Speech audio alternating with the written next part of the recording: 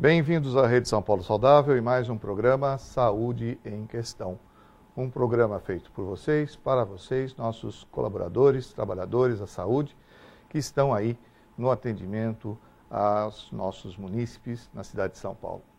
Hoje nós vamos tratar de um assunto chamado dor articular. Na verdade, nós vamos falar sobre esse sintoma, esse sinal, dor articular. E como as coisas, como a gente sempre fala, nós queremos compartilhar, matriciar conhecimentos. Hoje nós convidamos a Kátia Rottermund, que é fisioterapeuta da equipe NASF, na UBS Parque Santo Antônio. E ela vai trazer aqui esse nosso bate-papo. Então, Kátia, primeiro seja bem-vinda. Obrigada. Acho que você precisa estar bem à vontade para que a gente faça essa conversa de forma que a gente leve essa democratização de conhecimento. Ninguém melhor, você que trabalhou 10 anos num processo de reabilitação, formada pela Universidade de São Paulo, e está hoje 2 anos aqui nessa militância no Sistema Único de Saúde. Eu chamo de militância porque eu acho que isso é um desafio para todos nós e a gente precisa fazer as pessoas entenderem o seu envolvimento com o Sistema Único de Saúde. E aí o nosso programa está aqui exatamente para isso, para compartilhar, para dividir conhecimentos e para a gente levar. E hoje o assunto é dor articular, e nada melhor do que uma fisioterapeuta para falar isso, né? Nós vamos aqui tratar desse assunto de forma bem tranquila. Então, toda vez que você for converse falando com os nossos telespectadores, aqui naquela TV ali, aqui nesse fundinho ali, e aí você vai estar à vontade dentro do seu espaço. Seja bem-vinda e vamos começar. E para começar, eu quero que você fale um pouquinho sobre o que é articulação. Então, a articulação, a definição, primeiro eu agradeço, né, o convite de estar aqui, poder estar conversando com os telespectadores. E, por definição, a articulação são as regiões do corpo que unem 2 ossos, né? Um ou 2 ossos ou mais ossos, né? Então, por exemplo, temos articulações que se movimentam bastante, né? Por exemplo, a articulação de ombro, cotovelo, punho, e as articulações que não têm tanto movimento, como articulações entre costela, externo, temos articulações em crânio que são imóveis, né? Essas articulações, elas são formadas, né, por estruturas. Vamos mostrar aqui colocar aqui na nossa tela.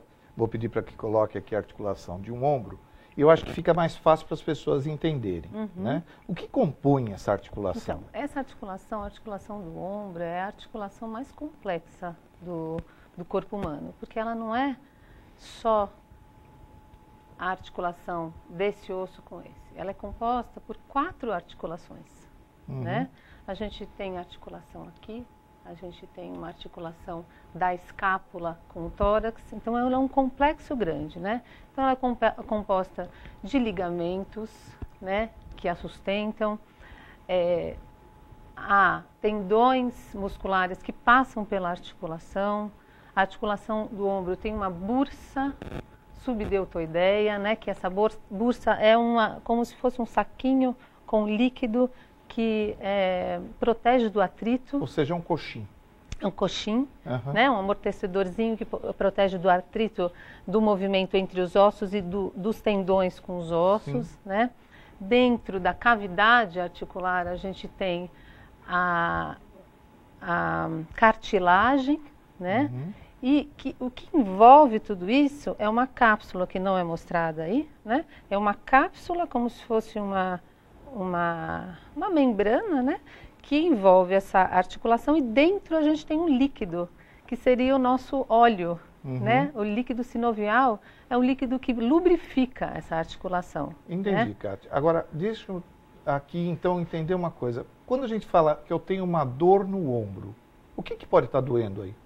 Então, tudo junto? A dor articular, né, ela pode ocorrer por qualquer injúria, né, que eu faça em qualquer uma dessas estruturas. E às vezes elas se confundem, né? O ombro, como é uma articulação também muito frágil, ela não suporta muito peso,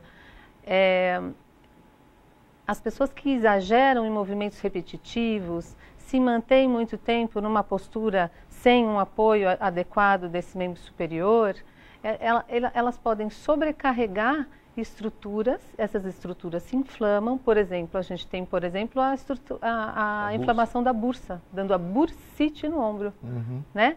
A tendinite do bíceps, aqui a gente tem um músculo bíceps que vem até aqui, ele passa no meio da articulação, numa região muito sensível, né? Então, esses movimentos de elevação do ombro ou carregando muito peso, eu posso ter uma sobrecarga do tendão, né? Causando tendinite, por exemplo. E existem doenças que acometem articulações, é isso? Sim, sim. Doenças sistêmicas, doenças do organismo que podem acometer também articulações, gerando então inflamação dessa região. Sim, a gente tem mais de 200 patologias reumáticas e não reumáticas que podem causar dor na articulação. Inclusive a idade pode levar a um processo que mexa, por exemplo, determinadas estruturas, impedindo a movimentação comum do dia a dia. Adequada, sim. Uma das questões não tão frequentes aqui no ombro, mas sim em articulações que recebem mais peso, como as articulações de quadril, joelho e coluna, principalmente a coluna lombar, onde o ser humano, né, descarrega mais o peso, o ser humano vai apresentando com a idade uma degeneração dessa cartilagem. Existe a osteoartrose, né, vai ocorrendo, mas não necessariamente quem tem osteoartrose vai ter o sintoma da dor. Então, se eu for radiografar, se o médico pedir uma radiografia do ser humano aos 40, a partir dos 40, 80% a 90% tem osteoartrose, porém, nem todos desenvolvem o sintoma da dor. Ou seja, pode ficar ali sem acometer nada, quer dizer, a pessoa nem saber o que tinha. Mas tem lá um pontinho lá que pode, de repente, desgaste. Um desgaste natural da própria idade. E como hoje a população está envelhecendo, isso tem sido mais frequente, mais comum. Sim, não é? Agora, existe algum grupo de pessoas, por exemplo, homens, mulheres, todo mundo está sujeito a esse tipo de patologia, de doença, ou tem uma pessoa, algum conjunto de pessoas que esteja mais pronta para ter a doença? Então, a dor, assim, as causas mais comuns, né? A população que eu mais vejo, né, que tem essas dores articulares. Primeiro, logicamente, as pessoas que desenvolvem essas doenças reumáticas. Muitas vezes não tem uma causa para ter uma artrite reumatoide, que é uma doença inflamatória autoimune. Se é autoimune, pode ser familiar? Ela tem uma carga genética para ser desenvolvida, né? Então, isso eu não tenho como prever, né? Então, essas pessoas que têm essas doenças autoimunes, o lúpus eritematoso, por exemplo, tem pessoas que desenvolvem outras doenças como gota, né? Com acúmulo de ácido úrico, cristais nas vão articulações. Nessas articulações, né? E aí na articulação grande gera processos dolorosos. Dolorosos, geram processos de desgaste ósseo, né? Então, tem esse grupo de pessoas. E tem um grupo de pessoas que apresenta dor por alterações posturais, né? Mau uso desse corpo num posto de trabalho, né? Aquele trabalhador que carrega peso além do que o esqueleto poderia estar aguentando. Então, há um desgaste dessas articulações além do fisiológico, né? Então, pode causar dor. Pacientes obesos, né? A grávida, por exemplo, na coluna a gente tem a curvatura, né? A grávida, ela tem a criança na frente e a coluna vai realmente alterando a postura. Então, ela tem uma propensão a mais para ter dor na coluna, por exemplo. Os esportistas, né? De alta performance, né? Lesões em ligamento, lesões em menisco, aqui no joelho, então dores articulares devido ao uso excessivo, né? Então, basicamente, você se manter numa postura durante muito tempo, ou fazer um movimento repetitivo durante muito tempo sem uma pausa, o estresse, um conjunto que pode levar também a dores articulares. E isso tudo deve ser levado em consideração no momento que a gente aborda o paciente.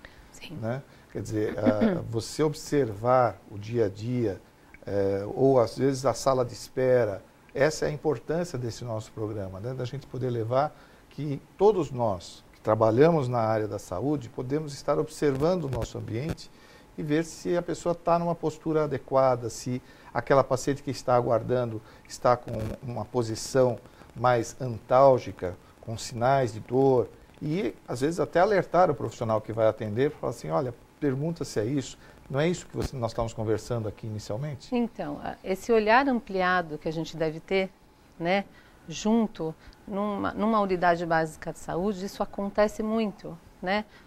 O olhar junto, em conjunto com o enfermeiro, em conjunto com a psicóloga, a gente trabalha muito em sintonia, né? A enfermeira trazendo a história familiar desse paciente e a psicóloga trazendo esse olhar, né, terapêutico, a gente consegue identificar também se essa pessoa tem uma história de vida, teve uma história de vida muito pesada, né? Da onde ela vem, qual a sua origem, né? Como que é essa história familiar? Ela passa por muito estresse social, psicológico, pessoal, né? Isso também é uma carga para esse corpo. A gente está falando de corpo, articulação é onde eu tenho um movimento, né? Então, se eu tenho uma tensão muscular, eu também causo dores articulares devido a esse estresse, essa tensão muscular, né? Sou Paulo Fernando, sou presidente do Conselho de Ensino, coordenador municipal de residência da Secretaria Municipal de Saúde de São Paulo, e estamos aqui apresentando o programa Saúde em Questão. Este programa sempre propicia exatamente esta conversa, esse diálogo com vocês, e para que vocês façam as suas perguntas, caso a gente não consiga esclarecer tudo aqui num programa, vocês podem fazer o seu questionamento ao canal profissional @prefeitura.sp.gov.br, que é o e-mail que nós vamos nos comunicar. Você manda a sua pergunta, nós mandaremos a Kátia para que ela responda o seu questionamento. E essa interatividade vai gerar mais conhecimento e mais democratização desse conhecimento. Kátia, vamos seguir aqui então nessa nossa conversa. E aí, você já falou um pouco da importância do diagnóstico da dor articular, né? Indiretamente, mas eu queria que você voltasse a esse assunto. Qual a real importância da gente? Porque às vezes a gente levanta de manhã, tem uma dorzinha na articulação, você reputa isso como uma coisa normal, né? Acho que estou pegando no tranco. Mas isso não carece ser avaliado por um profissional? Sim. Então, a importância do diagnóstico é que esse diagnóstico serve como guia para o nosso tratamento, para essa nossa abordagem, na verdade. Quando a gente fala em tratamento, é muito direto, né? Essa abordagem mais ampla em cima desse paciente com dor, né? O diagnóstico da causa, né, patológica é o médico que faz, né? Então, através de uma história, de uma anamnese, às vezes eles realmente solicita alguns exames radiológicos, alguns exames laboratoriais, no caso de doenças reumatológicas, como a artrite reumatoide, né, que tem um fator reumatoide, que corre no sangue, né, uma doença sistêmica, que não só dá dor articular, como pode dar outras alterações, né, cansaço físico, né? E o fisioterapeuta, ele contribui para esse diagnóstico, fazendo o diagnóstico funcional do paciente, né? Então, também uma história colhida bem detalhadamente, fazendo o exame físico e observando como esse paciente se comporta, como esse corpo se comporta no dia a dia. Ele vai trazer isso para mim, né?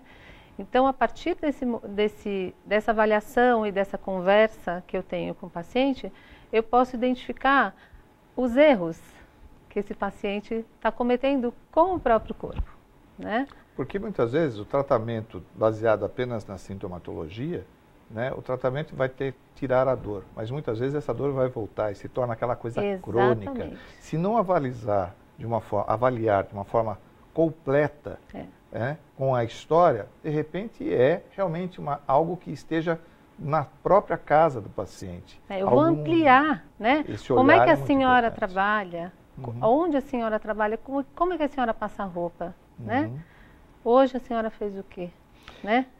E o papel do fisioterapeuta no tratamento? Como é que é? Como é que é o trabalho, essa importante relação, inter-relação de profissionais?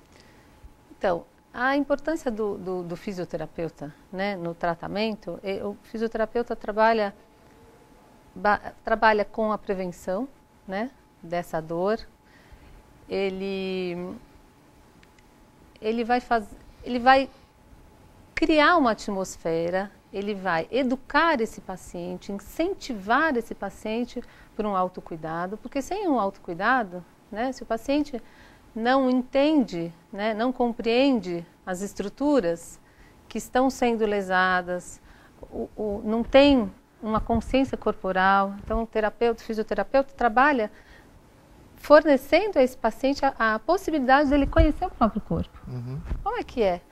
Como que é o meu braço? Como ele se movimenta? Qual a relação do braço com a coluna? Por que a coluna tem que ser estável para o meu braço trabalhar bem? Né? Por que eu não posso ter fraqueza abdominal, por exemplo? O que é fraqueza abdominal acarreta na minha postura? Né? O que eu ficar muito tempo parada na mesma posição acontece lá dentro da minha coluna. Né?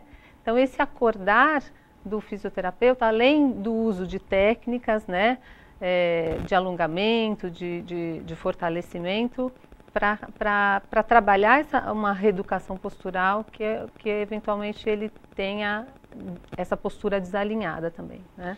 E aí você tocou num assunto muito importante, quer dizer, existem hábitos, né? Hábitos alimentares, obesidade, as questões na forma de se sentar, também é importante para você corrigir. Né? Quer dizer, o olhar do fisioterapeuta dentro de uma unidade básica de saúde, acredito eu, não seja exclusivamente aos nossos pacientes, mas também aos nossos trabalhadores da saúde. Sim. Então, lá na UBS onde eu trabalho, no Parque Santo Antônio, muitas vezes, eu sou solicitada para ter um olhar para esses trabalhadores. Né? A gente tem o trabalho com esses trabalhadores à tarde, através de exercícios de alongamento, com a outra fisioterapeuta que trabalha em consonância com o educador físico. E eu tenho esse olhar também com as questões ergonômicas do trabalho, dos funcionários dessa UBS. Então, por exemplo, uma enfermeira, o ano passado me chamou, eu precisava que você fosse na sala de vacinação, porque as enfermeiras estão se queixando muito de dor na coluna. Aí a gente vai avaliar, elas estavam dando vacina no colo, a criança no colo da mãe, e não sobre a maca, porque a mãe não poderia ficar em pé do lado da criança, sobre a maca, para que a enfermeira pudesse se posturar melhor. Né? Cada vez mais o fisioterapeuta também está se dando conta que ele precisa criar um ambiente para que ele também se posture melhor. Né? Então, por exemplo, os trabalhadores ali que trabalham com os computadores, como é que é essa cadeira? Por que você está desenvolvendo dor em punho, aqui na cervical? Será que você tem apoio de braço? Será que o seu punho está bem relaxado na hora de manusear o mouse? Será que o seu monitor está numa altura correta ou em uma altura muito alta ou baixa? Né? Nem sempre as cadeiras são adequadas, mas a gente tenta trabalhar com o que temos, com a nossa criatividade, para que isso ocorra de uma forma melhor. E, de novo, nós tocamos num assunto também importante, né? Exercícios também mal realizados podem levar à dor. Sim. Quer dizer, então, a correção, às vezes, postural, a correção pelo educador físico, pelo fisioterapeuta, pode ajudar na performance de um atleta também. Sim, com certeza. Quer dizer, não só do trabalhador de alta performance, naquele que tem a sua educação física para fazer isso. Agora, você mencionou coluna. E coluna, acho que quem já não teve uma dor na coluna, o Papa. Né? É extremamente frequente a gente encontrar. E aí a minha pergunta vem, Por quê? É porque nós temos a bacia, a coluna está ali apoiada. Ela é um fator, por conta de que nós hoje vivemos mais sentados, porque a gente anda muito a pé, porque a gente anda no ônibus que sacode. O que gera tanto impacto e tanta dor na coluna? Então, aqui a gente tem uma figura, né, da coluna. Ela, ao mesmo tempo, é uma estrutura rígida, mas que é flexível. E uma das fragilidades da coluna, né, ela é composta por esses ossinhos aqui que a gente chama de vértebras. São 33 vértebras. Aqui mostra a coluna lombar, que é aqui o finalzinho, né? E ela se deita sobre o osso do sacro, que são vértebras fundidas aqui, né? Qual é uma das características dessa coluna que dá também um fator de fragilidade para essa coluna? É que no meio dela, né, se a gente olhar por cima, essa vértebra tem um buraquinho aqui, que é esse forame, né? E aí dentro dela corre a medula espinhal, que faz a conexão entre o cérebro e os nervos, para membros inferiores, para o braço e perna, para todos os órgãos internos. Então, esses nervos, eles saem desses buraquinhos, né? A coluna, a medula espinhal está correndo lá dentro. Então, o que acontece? Por que aqui é uma região de muita dor? Né? O que dá lombalgia? Dor na coluna lombar são as famosas lombalgias, né? Especialmente quando o trabalhador ou a pessoa faz mau uso dessa coluna, né? O estresse causa contraturas musculares que fazem com que essa coluna se sobrecarregue. A sobrecarga, o pegar peso no seu dia a dia, o não repousar a coluna, manter-se sentado por muito tempo, a postura sentada causa um estresse muito grande no disco intervertebral, sem os devidos repousos, né? E aí a posição da musculatura abdominal contraída é importante para você se sentar de forma adequada? Não ou só, deve se sentar relaxado? Não só a postura, a contração abdominal. O abdômen vai naturalmente adotar uma postura correta se eu consigo, que aqui não está a figura, se eu não consigo posicionar bem essa pelve, né?